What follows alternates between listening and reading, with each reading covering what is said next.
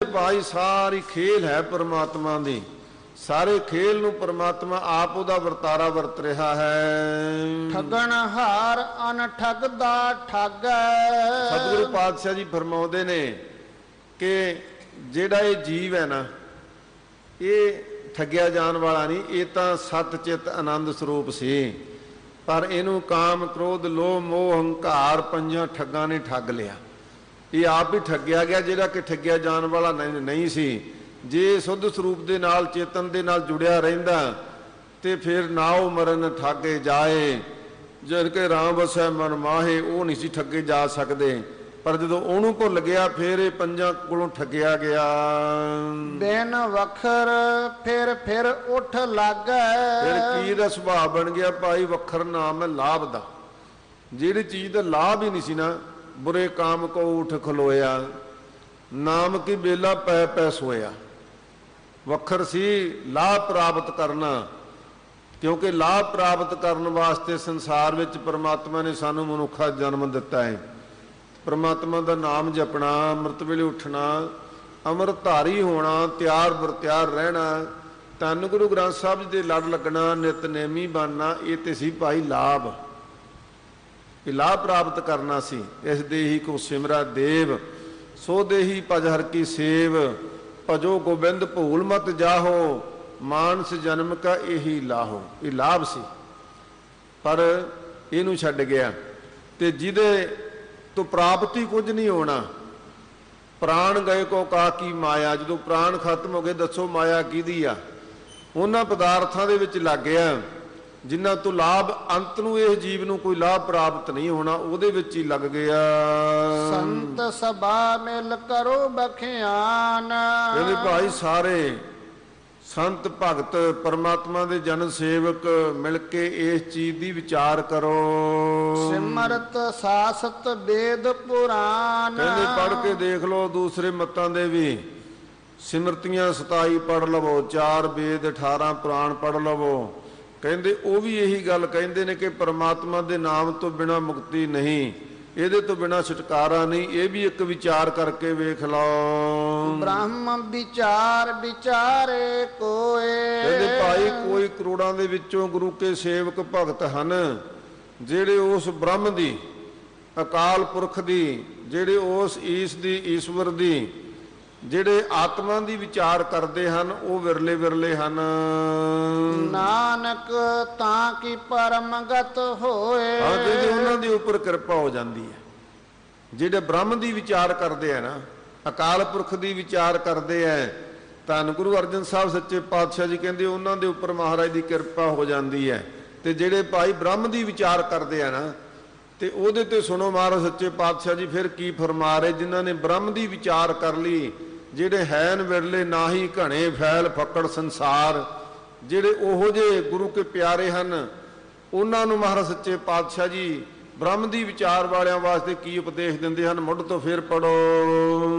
ईंधन तैबै संतर भग। महाराज सच्चे पातशाह जी फरमाउंदे हैं कि ये जिहड़ी बुद्धि है ना, जिहड़ी बुद्धि द्वारा असीं विचार करनी है ब्रह्म की, ये बुद्धि दे विचों जदों ब्रह्म की विचार पैदा होई, ईंधन ते बसंतर भाग है। ये विचों कहंदे फिर विषयां दी अग, तृष्णा दी अग, मौत दी अग इहदे चों भज जावेगी, दूर हो जावेगी, डर खत्म हो जाएगा। जदों ब्रह्म की विचार इस बुद्धि दे विच स्थित हो गई, साध संग लकड़ी की न्याई जदों अपने आप नूं समर्पित कर दिता अकाल पुरख नूं, इस बुद्धि ने दुनिया नूं मिथ्या मन लिया ते परमात्मा नूं अपने मन विच विचार धारण करके स्थित कर लिया। फिर कहंदे इहदे विचों विषयां दी अग, ये जिहड़ी है ईंधन ते बैसंतर भाग है। फिर कहंदे तृष्णा की अग ते मौत की अग इहनूं छड्ड जावेगी। माटी को जल दह दिस त्याग। इसे तरह महाराज सच्चे पातशाह जी कहंदे जिहड़ी साडी अस्तित बुद्धि सी ना, इहदे दुआले जो पदार्थां दा जल सी, ये पदार्थां दे जल विच पदार्थवादी युग दे विच फसिया होया सी कि मेरे कोले सब तो वध पदार्थ होण, मैनूं लोग सब तो उच्चा ते अमीर मन लैण, ये पदार्थां दे जल दे विच उलझिया होया सी। महाराज सच्चे पातशाह जी कहंदे तूं ब्रह्म की विचार दे मन विच आ गई ते इहने पदार्थ भी मिथ्या मन लए। ਕਿਉਂਕਿ ਵੱਡੇ ਵੱਡੇ ਰਾਵਣ ਵਰਗੇ, ਕੌਰੂ ਬਾਦਸ਼ਾਹ ਵਰਗੇ ਮਨ ਵਿੱਚ ਯਾਦ ਆ ਗਏ ਕਿ ਉਹ ਕੁਝ ਵੀ ਨਹੀਂ ਉਹਨਾਂ ਦੇ ਨਾਲ ਗਿਆ, ਸਾਡੇ ਨਾਲ ਕੀ ਜਾਵੇਗਾ। ਜਦੋਂ ਇਹ ਮਨ ਵਿੱਚ ਵਿਚਾਰ ਪੈਦਾ ਹੋਈ ਤੇ ਫਿਰ ਕਹਿੰਦੇ ਇਹ ਪਦਾਰਥਾਂ ਦੇ ਜਲ ਨੂੰ ਵੀ ਛੱਡ ਗਿਆ। ਉੱਪਰ ਚਰਨ ਤਲੇ ਆਕਾਸ਼, ਤੇ ਫਿਰ ਕਹਿੰਦੇ ਆਪਣੀ ਬੁੱਧੀ ਨੂੰ ਉਹਨਾਂ ਅਕਾਲ ਪੁਰਖ ਦੇ ਚਰਨਾਂ ਦੇ ਤਲੇ, ਚਰਨਾਂ ਦੇ ਧੂੜ ਬਣ ਗਿਆ, ਭਾਵ ਆਪਣਾ ਹੰਕਾਰ ਛੱਡ ਦਿੱਤਾ। ਮਹਾਰਾਜ ਸੱਚੇ ਪਾਤਸ਼ਾਹ ਜੀ ਫਰਮਾਉਂਦੇ ਨੇ, ਦ੍ਰਿਸ਼ਟਾਨ ਨਾਲ ਦਿੰਦੇ ਨੇ, ਜੈਸੇ ਧਰਤੀ ਚਰਨ ਵਹਿ ਤੇ ਉੱਪਰ ਆਵੈ, ਤਿਉ ਨਾਨਕ ਸਾਧ ਜਨਾ ਜਗਤ ਸਭ ਪੈਰੀ ਪਾਏ। ਮਹਾਰਾਜ ਸੱਚੇ ਪਾਤਸ਼ਾਹ ਜੀ ਕਹਿੰਦੇ ਜਿਵੇਂ ਧਰਤੀ ਚਰਨਾਂ ਦੇ ਥੱਲੇ ਆ ਨਾ, ਤੇ ਇਹ ਖੀਰ ਨੂੰ ਉੱਪਰ ਆ ਜਾਂਦੀ ਮਨੁੱਖ ਦੇ, ਮਨੁੱਖ ਇਸ ਧਰਤੀ ਦੀ ਧੂੜ ਬਣ ਕੇ ਰਹਿ ਜਾਂਦਾ। ਸੋ ਮਹਾਰਾਜ ਸੱਚੇ ਪਾਤਸ਼ਾਹ ਜੀ ਇੱਥੇ ਵੀ ਫਰਮਾਉਂਦੇ ਹਨ ਕਿ ਜਦੋਂ ਆਪਣੀ ਬੁੱਧੀ ਦਾ ਹੰਕਾਰ ਛੱਡ ਕੇ ਅਕਾਲ ਪੁਰਖ ਦੇ ਸ਼ਬਦ ਨਾਲ ਜੁੜ ਗਿਆ, ਤੇ ਸ਼ਬਦ ਦੇ ਵੀ ਥੱਲੇ ਚਰਨ ਤਲੇ, ਚਰਨਾਂ ਦੇ ਵੀ ਤਲੇ ਤਲਾ ਦੀ ਧੂੜ ਬਣ ਕੇ ਜਦੋਂ ਆਪਣੇ ਆਪ ਨੂੰ ਇੰਨੀ ਆਪਣੀ ਹਉਮੈ ਮੇਟ ਲਈ, ਹਉ ਹੰਗਤਾਂ ਵਿੱਚੋਂ ਕੱਢ ਦਿੱਤੀ, ਮਹਾਰਾਜ ਸੱਚੇ ਪਾਤਸ਼ਾਹ ਜੀ ਕਹਿੰਦੇ ਤੇ ਉੱਪਰ ਆਵੈ, ਉਹਨੂੰ ਫਿਰ ਜਗਤ ਪੂਜਦਾ। ਜਗਤ ਦੇ ਵਿੱਚ ਉਹਦੀ ਜੈ ਜੈਕਾਰ ਹੁੰਦੀ ਹੈ ਵੀ ਇਹ ਤੇ ਭਾਈ ਪ੍ਰਮਾਤਮਾ ਨਾਲ ਮਿਲਿਆ ਹੋਇਆ ਭਗਤ ਹੈ। ਉਹਦੀ ਰੀਸ ਨਾਲ ਤਾਂ ਭਾਵੇਂ ਭਾਈ ਬਥੇਰੇ ਸਾਡੇ ਵਰਗੇ ਹੋਰ ਵੀ ਮਨ ਵਿੱਚ ਇੱਛਾ ਧਾਰੀ ਬੈਠੇ ਨੇ ਕਿ ਸਾਡੀ ਵੀ ਜੈ ਜੈਕਾਰ ਹੋਵੇ, ਪਰ ਨਾ ਤੇ ਹੰਕਾਰ ਕਹਿਰਾ ਛੱਡਦਾ ਹੈ, ਨਾ ਕਾਮ ਤੋਂ ਬਚ ਸਕਦੇ ਆ, ਨਾ ਦੁਨੀਆ ਦੇ ਪਦਾਰਥਾਂ ਦਾ ਲੋਭ ਮੁਕਦਾ ਹੈ। ਪਰ ਇੱਥੇ ਸਤਿਗੁਰੂ ਪਾਤਸ਼ਾਹ ਜੀ ਉਹਨਾਂ ਦੀ ਗੱਲ ਕਰਦੇ ਨੇ ਜਿਹੜੇ ਬ੍ਰਹਮ ਦੀ ਵਿਚਾਰ ਕਰਦੇ ਨੇ, ਜਿਹੜੇ ਅਕਾਲ ਪੁਰਖ ਵਾਹਿਗੁਰੂ ਦੀ ਵਿਚਾਰ ਨਾਲ ਜੁੜ ਗਏ, ਉਹਦੇ ਤੋਂ ਸਿੱਖਿਆ ਲੈ ਕੇ ਉਹਦੇ ਚਰਨਾਂ ਦੀ ਧੂੜ ਬਣ ਗਏ। ਮਹਾਰਾਜ ਕਹਿੰਦੇ ਫਿਰ ਚਰਨ ਤਲੇ ਤੇ ਉੱਪਰ ਆਵੈ, ਉਹ ਭਾਈ ਸਾਰੇ ਫਿਰ ਉਹ ਜਦੋਂ ਚਰਨਾਂ ਦੀ ਧੂੜ ਬਣੇ, ਆਪਣੀ ਬੁੱਧੀ ਦੀ ਹੰਤਾ ਮੇੜ ਦਿੱਤੀ, ਤੇ ਫਿਰ ਸੰਸਾਰ ਵਿੱਚ ਉਹਨਾਂ ਦੀ ਜਿਹੜੀ ਉਸਤਤੀ ਹੈ ਉਹ ਉਜਾਗਰ ਹੋ ਕੇ ਉੱਪਰ ਆ ਜਾਵੇਗੀ। ਘਟ ਮੈਂ ਸਿੰਧ ਕੀਓ ਪਰਗਾਸ, ਇਹ ਉਸ ਅਕਾਲ ਪੁਰਖ ਦੀ ਮੌਜ ਹੈ ਭਾਈ ਕਿ ਉਸ ਅਕਾਲ ਪੁਰਖ ਵਾਹਿਗੁਰੂ ਨੇ ਹਿਰਦੇ ਰੂਪ ਘਟੇ ਦੇ ਘਟ ਦੇ ਵਿੱਚ ਉਸ ਅਕਾਲ ਪੁਰਖ ਦਾ ਜਦੋਂ ਅਸੀਂ ਆਤਮ ਸ਼ੈਣੀ ਬੁੱਧ ਦੇ ਨਾਲ ਉਸ ਬ੍ਰਹਮ ਨੂੰ ਸਤਚਿਤ ਆਨੰਦ ਦੇ ਨਾਲ ਯਾਦ ਕੀਤਾ, ਜੋੜ ਲਿਆ, ਤੇ ਫਿਰ ਕਹਿੰਦੇ ਉਸ ਚਿਦਾਕਾਲ ਦਾ ਆਕਾਸ਼ ਦਾ ਜੋ ਪ੍ਰਕਾਸ਼ ਹੈ ਮਨ ਦੇ ਵਿੱਚ ਹੋ ਜਾਵੇਗਾ। ਸਤਿਗੁਰੂ ਪਾਤਸ਼ਾਹ ਜੀ ਐਸੀ ਰਹਿਮਤ ਕਰ ਦੇਣਗੇ, ਘਟ ਦੇ ਅੰਦਰ ਹੀ ਹਿਰਦੇ ਦੇ ਵਿੱਚ ਹੀ ਪਰਮਾਤਮਾ ਸਾਖਿਆਤ ਹੋ ਜਾਵੇਗਾ। ਐਸਾ ਸਮਰਥ ਹਰ ਜਿਉ ਆਪ, ਐਸੀ ਸਮਰੱਥਾ ਰੱਖਦਾ ਭਾਈ। ਇੱਥੇ ਨਾ ਤੇ ਕਿਸੇ ਅਮੀਰ ਦੀ ਗੱਲ, ਨਾ ਕਿਸੇ ਉੱਚੀ ਕੁਲ ਦੀ ਗੱਲ ਹੈ। ਦੇਖੋ ਬ੍ਰਹਮ ਦੀ ਵਿਚਾਰ ਐਸੀ ਹੈ। ਧੰਨ ਗੁਰੂ ਅਰਜਨ ਸਾਹਿਬ ਸੱਚੇ ਪਾਤਸ਼ਾਹ ਜੀ ਕਿੱਡਾ ਅਨਮੋਲ ਖਜ਼ਾਨਾ ਸਾਨੂੰ ਬਖਸ਼ ਰਹੇ ਨੇ।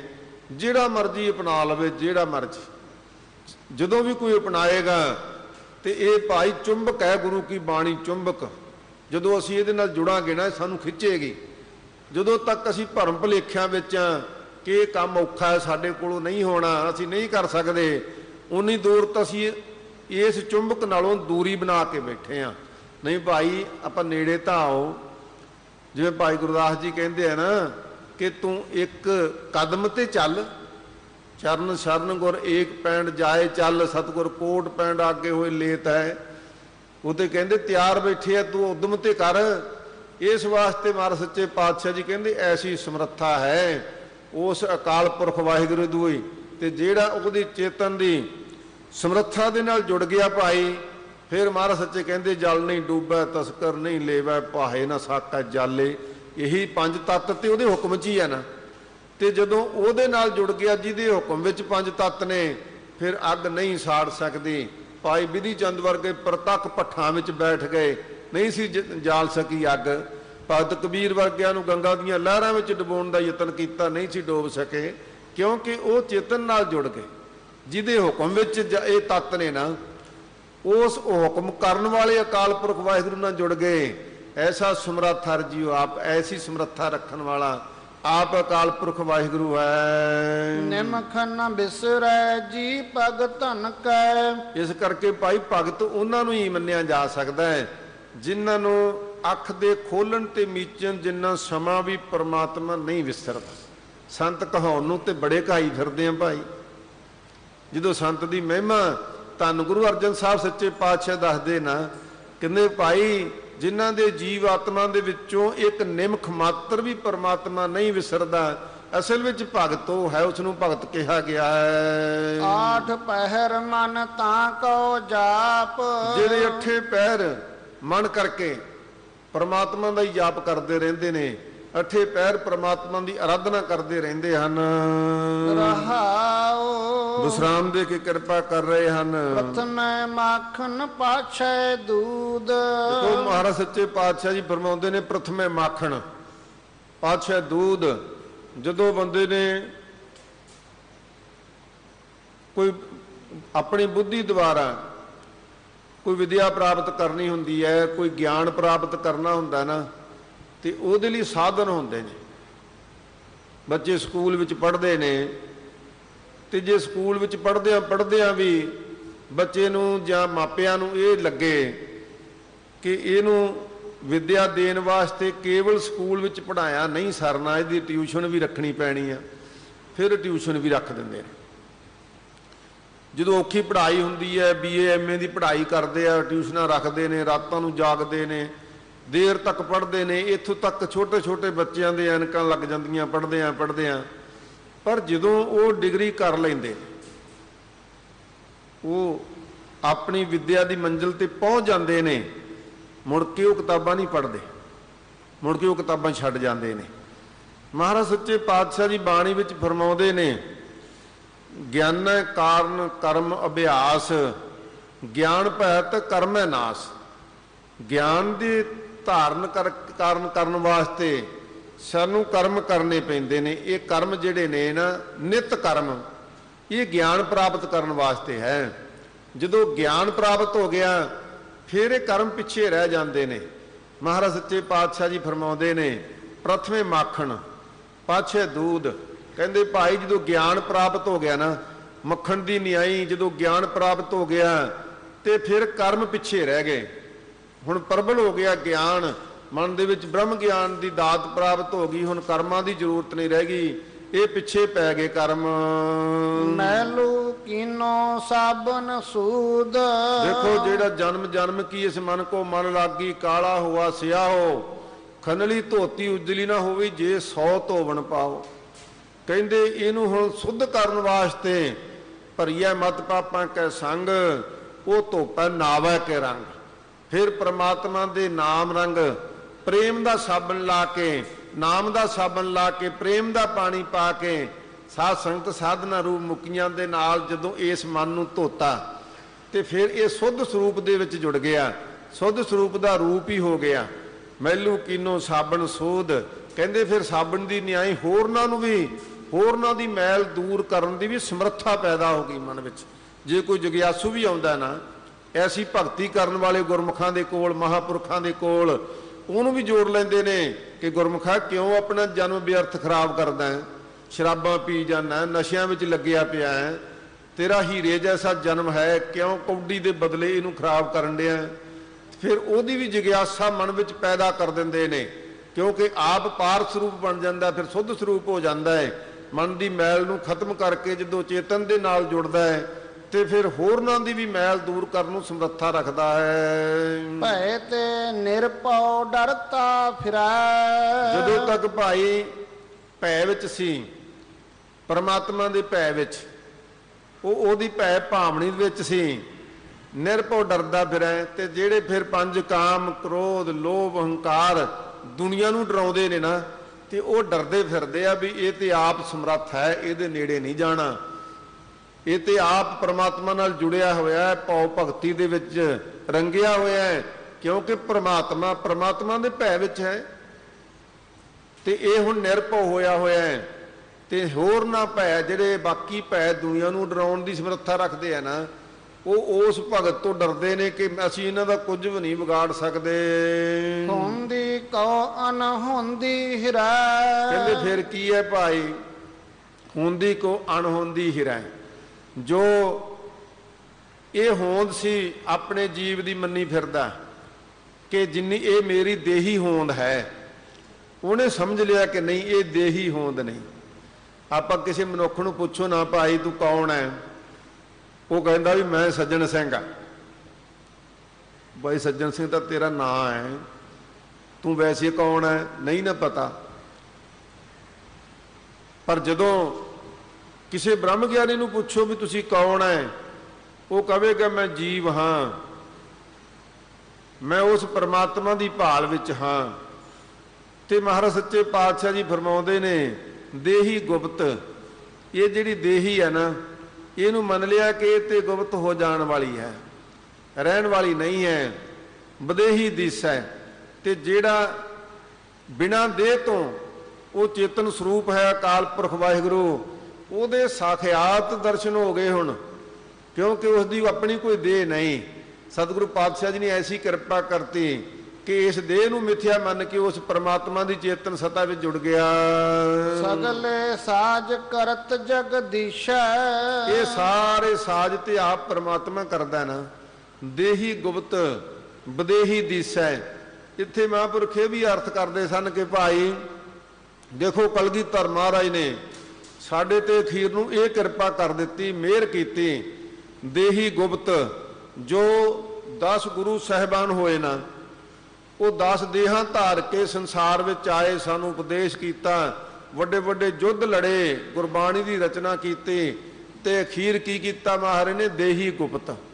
ਇਹ 10 ਦੇਹੀਆਂ ਤੋਂ ਬਾਅਦ ਮਹਾਰਾਜ ਨੇ ਗੁਰੂ ਰੂਪ ਵਿੱਚ ਦੇਹੀ ਜਿਹੜੀ ਸੀ ਨਾ ਉਹ ਗੁਪਤ ਕਰ ਦਿੱਤੀ, ਤੇ ਵਿਦੇਹੀ ਦਿਸੈ ਫਿਰ ਸ਼ਬਦ ਰੂਪ ਉਜਾਗਰ ਕਰਕੇ ਧੰਨ ਗੁਰੂ ਗ੍ਰੰਥ ਸਾਹਿਬ ਜੀ ਸਖਿਆਤ ਪ੍ਰਗਟ ਕਰ ਦਿੱਤੇ ਕਿ ਅੱਜ ਤੋਂ ਆਗਿਆ ਭਈ ਅਕਾਲ ਕੀ ਤਬੈ ਚਲਾਇਓ ਪੰਥ, ਸਭ ਸਿੱਖਣ ਕੋ ਹੁਕਮ ਹੈ ਗੁਰੂ ਮਾਨਿਓ ਗ੍ਰੰਥ। ਦੇਹੀ ਗੁਪਤ, ਦੇਹੀ ਨੂੰ ਗੁਪਤ ਕਰ ਲਿਆ। ਤੇ ਵਿਦੇਹੀ ਦਿਸੈ, ਵਿਦੇਹੀ ਦਾ ਜੋ ਮਾਲਕ ਸੀ ਆਪ ਸ਼ਬਦ ਰੂਪ, ਉਹਨੂੰ ਸ਼ਬਦ ਰੂਪ ਦੇ ਵਿੱਚ ਪ੍ਰਗਟ ਕਰਕੇ ਦੁਨੀਆ ਦੇ ਵਿੱਚ ਸਤਿਗੁਰੂ ਪਾਤਸ਼ਾਹ ਜੀ ਨੇ ਗੁਰਸਿੱਖਾਂ ਨੂੰ ਹੁਕਮ ਕਰ ਦਿੱਤਾ ਕਿ ਅੱਜ ਤੋਂ ਗੁਰੂ ਗ੍ਰੰਥ ਸਾਹਿਬ ਸ਼ਬਦ ਗੁਰੂ ਹੈ, ਸ਼ਬਦ ਗੁਰੂ ਦੇ ਨਾਲ ਲੱਗਣਾ ਹੈ। ਇਸ ਕਰਕੇ ਸਤਿਗੁਰੂ ਪਾਤਸ਼ਾਹ ਜੀ ਨੇ ਸਾਨੂੰ ਸ਼ਬਦ ਗੁਰੂ ਦੇ ਨਾਲ ਜੋੜਿਆ ਹੈ। ਸਗਲੇ ਸਾਜ ਕਰਤ ਜਗਦੀਸ਼ੈ, ਇਹ ਸਾਰੇ ਸਗਲੇ ਜੋ ਸਾਜ ਹੈ ਕੌਤਕ ਹਨ, ਇਹ ਆਪ ਅਕਾਲ ਪੁਰਖ ਜੀ ਜਗਦੀਸ਼ ਜਗਤ ਦਾ ਈਸ਼ਰ ਮਾਲਕ ਆਪ ਵਾਹਿਗੁਰੂ ਇਹ ਸੰਸਾਰ ਵਿੱਚ ਆਪ ਵਰਤਾ ਰਿਹਾ ਹੈ। ਠੱਗਣ ਹਾਰ ਅਨਠੱਗ ਦਾ ਠੱਗ, ਕਹਿੰਦੇ ਠੱਗਣ ਹਾਰ, ਜਿਹੜੇ ਠੱਗਣ ਹਾਰ ਪੰਜ ਬਟਵਾਰੇ, ਇਹ ਰਾਹ ਰੋਕਣ ਵਾਲੇ ਪੰਜ ਸੀ ਨਾ, ਅਨਠੱਗ ਦਾ ਠੱਗ ਹੈ। ਮਹਾਰਾਜ ਸੱਚੇ ਪਾਤਸ਼ਾਹ ਜੀ ਕਹਿੰਦੇ ਜਦੋਂ ਉਹ ਪ੍ਰਮਾਤਮਾ ਦੀ ਭਉ ਭਗਤੀ ਵਿੱਚ ਜੁੜ ਗਿਆ, ਫਿਰ ਕਹਿੰਦੇ ਇਹ ਪੰਜ ਠੱਗ ਵੀ ਜਿਹੜੇ ਸੱਜਣ ਬਣ ਜਾਂਦੇ ਨੇ, ਮਿੱਤਰ ਬਣ ਜਾਂਦੇ ਨੇ। ਇਹ ਰਸਤਾ ਰੋਕ ਕੇ ਖੜਦੇ ਨਹੀਂ, ਬਲਕਿ ਰਸਤੇ ਦੀ ਸਫਾਈ ਕਰਨ ਨੂੰ ਅੱਗੇ ਇਹ ਸੇਵਾਦਾਰ ਬਣ ਜਾਂਦੇ ਨੇ। ਠੱਗਣਹਾਰ ਅਨਠੱਗ ਦਾ ਠੱਗ ਹੈ। ਕਹਿੰਦੇ ਭਾਈ ਜਿਹੜੇ ਹੋਰਨਾਂ ਨੂੰ ਅੰਨ ਦਾ ਮਤਲਬ ਹੋਰਨਾਂ ਨੂੰ ਠੱਗਦੇ ਸੀ, ਤੇ ਉਹ ਇਸ ਦੇ ਸੱਜਣ ਬਣ ਕੇ ਰਾਹਕਾਰ ਬਣ ਗਏ ਕਿ ਸਤਿਗੁਰੂ ਪਾਤਸ਼ਾਹ ਦੀ ਭਗਤੀ ਕਰਨ ਵਾਲਾ, ਪ੍ਰਮਾਤਮਾ ਦੀ ਭਉ ਭਗਤੀ ਵਿੱਚ ਰਹਿਣ ਵਾਲਾ ਭਗਤ ਹੈ, ਉਹਨੂੰ ਨਹੀਂ ਪੋਹ ਸਕਦੇ ਇਹ। ਬਿਨ ਵਖਰ ਫਿਰ ਫਿਰ ਉੱਠ ਲੱਗ, ਕਹਿੰਦੇ ਭਾਈ ਜਿਹੜਾ ਇਹ ਸੁਭਾਅ ਸੀ ਨਾ ਮਨ ਵਿੱਚ, ਬਿਨ ਵਖਰ ਬਿਨਾ ਲਾਭ ਤੋਂ ਫਿਰ ਫਿਰ ਕੇ ਉੱਠ ਕੇ ਲੱਗਦਾ ਸੀ, ਇਹ ਮਨ ਵਿੱਚ ਸਤਿਗੁਰੂ ਪਾਤਸ਼ਾਹ ਜੀ ਨੇ ਸਮਝ ਪਾ ਦਿੱਤੀ ਕਿ ਭਾਈ ਇੰਨਾ ਕੀਮਤੀ ਸਮਾਂ ਸਾਡਾ, 84 ਲੱਖ ਜੂਨਾਂ ਦਾ ਜੇ ਹਿਸਾਬ ਕਰਾਂਗੇ ਤਾਂ ਇੱਕ ਇੱਕ ਸਵਾਸ ਦੀ ਕੀਮਤ ਗਿਣ ਲਿਓ ਕਿੰਨੀ ਹੈ ਭਾਈ। ਬੇਕੀਮਤੀ ਸਵਾਸ ਸਾਡੇ ਵਿਅਰਥੇ ਜਾ ਰਹੇ ਨੇ, ਤੇ ਇਹਦੇ ਬਦਲੇ ਸਾਨੂੰ ਕੁਝ ਵੀ ਪ੍ਰਾਪਤ ਨਾ ਹੋਵੇ। ਬਿਨ ਵਖਰ ਫਿਰ ਫਿਰ ਉੱਠ ਲੱਗ। ਕਹਿੰਦੇ ਭਾਈ ਫਿਰ ਮਨ ਵਿੱਚ ਇਹੀ ਇੱਕ ਭਾਵਨਾ ਪੈਦਾ ਹੁੰਦੀ ਹੈ, ਮਨਾ ਤੂੰ ਪ੍ਰਮਾਤਮਾ ਦਾ ਐਡਾ ਕੀਮਤੀ ਨਾਮ ਛੱਡ ਕੇ ਤੇ ਬੇਕੀਮਤੀ ਸਮਾਂ ਆਪਣਾ ਸਵਾਸਾਂ ਦੀ ਪੂੰਜੀ ਵਿਅਰਥੀ, ਬਿਨਾਂ ਹੀ ਵਖਰ ਤੋਂ, ਬਿਨਾਂ ਲਾਭ ਤੋਂ ਤੂੰ ਇੱਕ ਪਾਸੇ ਰੋੜੀ ਜਾ ਰਿਹਾ ਹੈ। ਇਹ ਤੇਰੀ ਕੋਈ ਸਿਆਣਪ ਨਹੀਂ ਹੈ। ਜਦੋਂ ਮਨ ਵਿੱਚ ਇਹ ਸੁਭਾਅ ਬਣਿਆ, ਮਨ ਨੇ ਇਹ ਸੋਚ ਲਿਆ, ਮਨ ਦੇ ਵਿੱਚ ਬੁੱਧੀ ਪ੍ਰਕਾਸ਼ ਹੋ ਗਈ, ਤੇ ਫਿਰ ਭਾਈ ਸਦਾ ਹੀ ਲਾਭ ਲੈਣ ਵਾਲਾ ਪ੍ਰਮਾਤਮਾ ਦਾ ਨਾਮ ਜਪਣ ਵਾਸਤੇ ਹਿਰਦੇ ਵਿੱਚ ਉਦਮ ਉਪਰਾਲਾ ਕਰਕੇ ਸਤਿਗੁਰੂ ਪਾਤਸ਼ਾਹ ਜੀ ਨਾਲ ਜੁੜ ਗਿਆ। ਸੰਤ ਸਭਾ ਮਿਲ ਕਰੋ ਬਖਿਆਨ, ਵੇ ਗੁਰੂ ਕੇ ਪਿਆਰਿਓ, ਸੰਤ ਭਗਤੋ, ਪ੍ਰਮਾਤਮਾ ਦਾ ਨਾਮ ਜਪਣ ਵਾਲਿਓ, ਇਹਦਾ ਵਿਖਿਆਨ ਮਨ ਵਿੱਚ ਕਰੋ। ਸੋ ਵਿਖਿਆਨ ਕੀ ਹੁੰਦਾ? ਸ਼ਾਸਤਰਕਾਰਾਂ ਨੇ ਵਿਖਿਆਨ ਮੰਨਿਆ ਹੈ ਪਹਿਲਾਂ ਸ਼ਬਦ, ਫਿਰ ਸ਼ਬਦ ਦਾ ਜੋੜ, ਫਿਰ ਸ਼ਬਦ ਦਾ ਅਰਥ, ਫਿਰ ਸ਼ਬਦ ਅਰਥ ਦੇ ਉੱਪਰ ਸ਼ੰਕਾ, ਫਿਰ ਸ਼ੰਕਾ ਦਾ ਨਿਰਾਧਾਰ, ਉਹਦਾ ਨਿਰਮਾਣ, ਸ਼ੰਕਾ ਦੀ ਨਿਮਰਤੀ, ਇਹ 6 ਚੀਜ਼ਾਂ ਨੂੰ ਜੋੜ ਕੇ ਇਹਦਾ ਵਿਖਿਆਨ ਬਣਦਾ। ਇਸ ਨੂੰ ਵਿਖਿਆਨ ਕਹਿੰਦੇ ਹਨ। ਸੋ ਇਸ ਵਾਸਤੇ ਰਹੋ ਵਿਚਾਰ। ਸਤਿਗੁਰੂ ਪਾਤਸ਼ਾਹ ਜੀ ਇੱਥੇ ਕਿਰਪਾ ਕਰਦੇ ਨੇ ਕਿ ਹੇ ਸੰਤ ਭਗਤੋ, ਪ੍ਰਮਾਤਮਾ ਦਾ ਨਾਮ ਜਪਣ ਵਾਲੇ ਗੁਰਮੁਖ ਪਿਆਰਿਓ, ਬ੍ਰਹਮ ਗਿਆਨੀ ਮਹਾਂਪੁਰਖੋ, ਇਸ ਗੱਲ ਦੀ ਆਪ ਮਿਲ ਕੇ ਵਿਚਾਰ ਕਰਨੀ ਕਰੋ। ਸਿਮਰਤ ਸਾਸਤ ਵੇਦ ਪੁਰਾਨ। ਕਹਿੰਦੇ ਭਾਈ ਜਿਹੜੇ ਸਿਮਰਤ ਵੇਦ ਆਦਿਕ ਭਾਵ ਜਿੰਨਾ ਬੁੱਧੀ ਤੇ ਜਿੰਨੀ ਗਿਆਨ ਤੇ ਪ੍ਰਾਣ ਜਿੰਨਾ ਪ੍ਰਾਤਨਤਾ, ਪਿੱਛੇ ਤੋਂ ਪਿੱਛੇ ਵੀ ਲੈ ਜਾਓ, ਇਹਦੀ ਜਦੋਂ ਵਿਚਾਰ ਕਰੋਗੇ ਨਾ ਕਿ ਪਰਮਾਤਮਾ ਦੀ ਹੋਂਦ ਕਦੋਂ ਸੀ, ਇਹ ਤਾਂ ਵੇਦ ਪ੍ਰਾਣ ਤੇ ਕੱਲ ਦੀਆਂ ਗੱਲਾਂ ਨੇ। ਮਹਾਰਾਜ ਸੱਚੇ ਪਾਤਸ਼ਾਹ ਜੀ ਕਹਿੰਦੇ ਇਹਦੇ ਤੋਂ ਵੀ ਪ੍ਰਾਤਨ ਲੈ ਜਾਓ, ਇਹ ਤੋਂ ਪਿੱਛੇ ਚਲੇ ਜਾਓ, ਫਿਰ ਵੀ ਤੁਹਾਨੂੰ ਇਹ ਬ੍ਰਹਮ ਦੀ ਵਿਚਾਰ ਰਸਤਾ ਦਿਖਾਏਗੀ। ਬ੍ਰਹਮ ਵਿਚਾਰ ਵਿਚਾਰੇ ਕੋਏ। ਕਹਿੰਦੇ ਭਾਈ ਅਖੀਰ ਜਦੋਂ ਤੁਸੀਂ ਇਹ ਛੱਡ ਦੋ, ਸਿਮਰਤੀਆਂ ਛੱਡ ਦੋ, ਵੇਦ ਛੱਡ ਦੋ, ਸ਼ਾਸਤਰ ਛੱਡ ਦੋ, ਪੜ੍ਹ ਕੇ ਵਿਚਾਰ ਕੇ ਵੀ ਛੱਡ ਦੋ, ਵਿਚਾਰ ਲਓ, ਫਿਰ ਕੀ ਕਰੋਗੇ ਭਾਈ? ਬ੍ਰਹਮ ਵਿਚਾਰ ਵਿਚਾਰੈ ਕੋਏ। ਕਹਿੰਦੇ ਇਹ ਸਾਰਾ ਤੁਹਾਨੂੰ ਰਸਤਾ ਤਾਂ ਇਹੀ ਦੱਸਣਗੇ ਨਾ। ਚਾਰ ਪਕਾਰਾ ਨਾ ਤੂੰ ਮਾਨੈ, ਖੱਡਪੀ ਏਕਾ ਬਾਤ ਬਖਾਨਾ। ਕਹਿੰਦੇ 4 ਵੇਦ ਵੀ ਕਹਿ ਕੇ ਥੱਕ ਗਏ, ਤੇ ਸਿਮਰਤੀਆਂ ਕਹਿ ਕੇ ਥੱਕ ਗਈਆਂ, 6 ਸ਼ਾਸਤਰ ਵੀ ਤੈਨੂੰ ਕਹਿ ਕੇ ਥੱਕ ਗਏ, ਤੇ ਤੂੰ ਤੇ ਇੱਕ ਵੀ ਗੱਲ ਨਾ ਮੰਨੀ। ਧੰਨ ਗੁਰੂ ਅਰਜਨ ਸਾਹਿਬ ਸੱਚੇ ਪਾਤਸ਼ਾਹ ਜੀ ਕਹਿੰਦੇ ਭਾਈ ਛੱਡ ਦੋ ਇਹਨਾਂ ਦੀ ਵਿਚਾਰ ਛੱਡ ਕੇ, ਹੇ ਸੰਤ ਭਗਤੋ, ਗੁਰਮੁਖ ਪਿਆਰਿਓ, ਤੁਸੀਂ ਉਸ ਬ੍ਰਹਮ ਦੀ ਵਿਚਾਰ ਨੂੰ ਸਮਝਣਾ ਕਰੋ ਕਿ ਉਹ ਬ੍ਰਹਮ ਕੀ ਹੈ, ਅਕਾਲ ਪੁਰਖ ਕੀ ਹੈ। ਇਹ ਸਾਡੇ ਤੇ ਕਿਰਪਾ ਹੈ ਮਹਾਰਾਜ ਦੀ। ਸਾਧ ਸੰਗਤ ਜੀ, ਅਸੀਂ ਆਪਣੇ ਯਤਨਾਂ ਨਾਲ, ਆਪਣੀ ਸਿਆਣਪ ਨਾਲ, ਸਮਝ ਨਾਲ ਕਦੇ ਵੀ ਇਸ ਮੰਜ਼ਿਲ ਤੇ ਪਹੁੰਚ ਹੀ ਨਹੀਂ ਸਕਦੇ ਸੀ। ਕਲਗੀਧਰ ਮਹਾਰਾਜ ਨੇ ਕਿਰਪਾ ਕੀਤੀ ਹੈ ਤਾਂ ਸਾਨੂੰ ਰੁਲਦਿਆਂ ਫਿਰਦਿਆਂ ਨੂੰ ਹਮ ਰੁਲਤੇ